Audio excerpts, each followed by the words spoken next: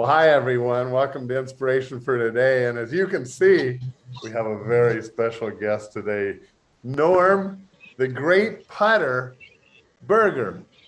No, Yes, right. I sunk a couple of pretty good putts today, in fact, on the golf course. he always does.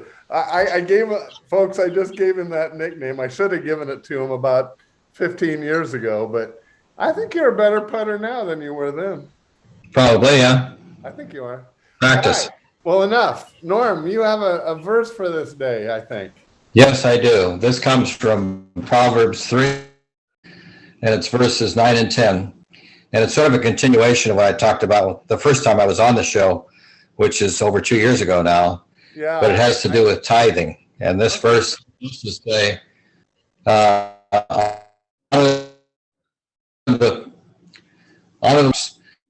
then your barns will be filled to overflowing, and your vats will brim over with new wine. That's Proverbs 3, verses 9 and 10. And that's, as I said, that's sort of a continuation of what I talked about earlier, that we have been so blessed right from the very beginning, 11 years ago when we started with Laguna Woods. We were so excited when you came to our small group headed by Ted and Joyce Miller and talked about opening up a Laguna Woods campus. And it was a very exciting beginning. It was a lot of fun, met a lot of new people. And we just heard yesterday that our first meeting at Clubhouse 7, Clubhouse 5, will be on July 11th, I believe, is the date they mentioned. So I see the church having a renewed impetus there to get started again like we had before. It'll be like starting over again almost. Well, thanks, Norm. And that verse that Norm, we spent a whole day on, maybe 2 days. Norm was on season 1, episode 57, which was October 23rd of 18. So if you'd like to go back and see Norm and me when we were a little bit younger, but Norm had a lot of wisdom on that topic. So it was a great show. So Norm, you have some news for us. Yes, God has really blessed us over the years, and we can see the blessings continue to come.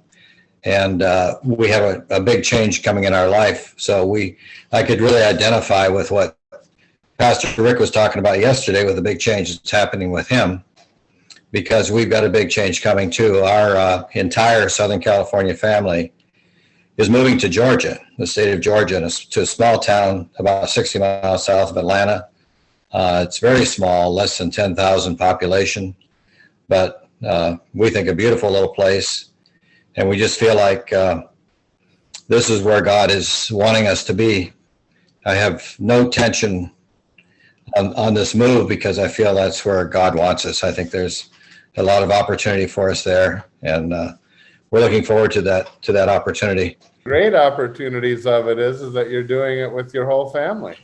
Yes, it'll be exciting to have everybody together. We're together here in Southern California, but with all them leaving, it didn't make sense for Mary and I to stay here. So one of the kids that first started that thought, or actually it was our granddaughter and great grandson in law who went to Georgia. She went for a special program at a church there, and he and their little boy went along, and he spent the whole week while she was in the classes investigating the area, looking at housing developments. And they actually bought a house, not during that week, but right after that, they bought a house in a very nice community there in Thomaston, Georgia is the name of the town. And subsequently to that, we drove back to Georgia on one of our trips, and we bought a house that happens to be on the same street in the same development. So it's quite exciting. And both houses are still being built. Well, I have another friend who their whole family literally moved from various parts of the country and all ended up just outside, about an hour outside of San Antonio. But they live in the same area, and it has brought their family so close together. And my prayer is that you guys, you're nearing your senior years. Well, almost close, yeah. Yeah. Well, somebody told me that, excuse me, somebody told me that 60 was the new 80.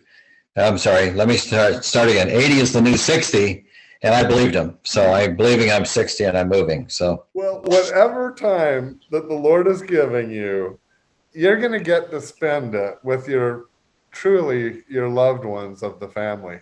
yes, we're looking forward to that. And we want to be with them. And we're also looking forward to the new experiences. We think that we don't know where we'll end up going to church. We think we will probably attend some, at least at that church where our granddaughter was.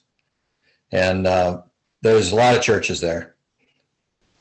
And an important part, because you and Mary have just been such an integral part of Saddleback Laguna Woods. You mentioned the small group that you were in, and everyone in that small group was like the founding members.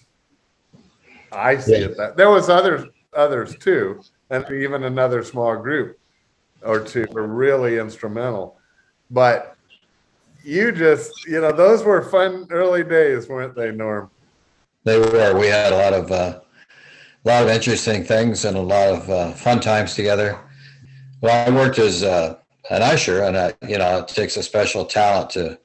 I'm not just sort of being facetious, but it does take some talent to be an usher. Some people leaders, but always complimented you. Right, I used a similar thing in my punting. Yeah. So those were fun. And remember how we used to move around a lot because we didn't have any contract with Clubhouse 5. That's true. Yeah, we were in all over the place, and Clubhouse 2 a lot, and other locations. And of course, those were really something, We had a lot of fun times in Clubhouse 7 too, in the worship nights. You feel like over these last 11 years, Norm, the Lord has worked in your life. Do you feel closer to him I don't want to put words in your mouth. Oh, yeah, definitely. I feel like since we've been part of Saddleback Church and with a small group, especially, we've always been with great small groups, starting with the first one. And then the one that Frankie was heading up. And, by the way, she now lives in South Carolina, and we realized that she's only going to be a 3-hour drive from us, where she's going to be located, or where she's already located. So friends, I want you to know that we want Norm on, and Mary's going to be on tomorrow, but we want him on to say goodbye and just, you have any words for the folks? Because this is we're not encouraging you to move to Georgia or Texas. No, right. We're not. There's only one reason we're leaving, and that's because of the family leaving. And my grandson-in-law has a great job. He works at home 100% of the time. He never goes into an office.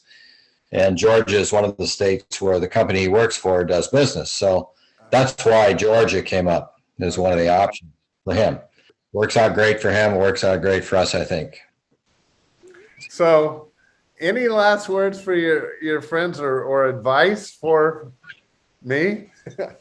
Well, we've been in California 59 years, so it's really difficult to think about leaving here, but I feel at peace about it. Like I say, I don't really have any tension. I think, and the way everything has worked out, it's just been, I can see the mark of God on the whole thing. We bought the house in Georgia 2.5 hours after meeting the realtor, and we came back and put our house on the market and sold it in less than 24 hours. And to top it off, I put my golf cart on the bulletin board on a Monday morning, and I sold it about 6 hours later. Now I think that is the crowning jewel right there. Right, exactly. It even had a crack in the windshield. Yeah, and the guy told me, he says, I don't care. He said, I'm going to go on Amazon. I'll order one. I'll put it on myself. So I'm sure he did, because you can get anything on Amazon. Oh, gosh. Well, listen, Norm, hang around, and I'm going to talk to Mary tomorrow, and then we just want to close in prayer for both of you tomorrow. Okay. Thank you, Rick. So everyone, tune back in tomorrow. You see Norm's better half. Beautiful day. It's wonderful. This is the day that the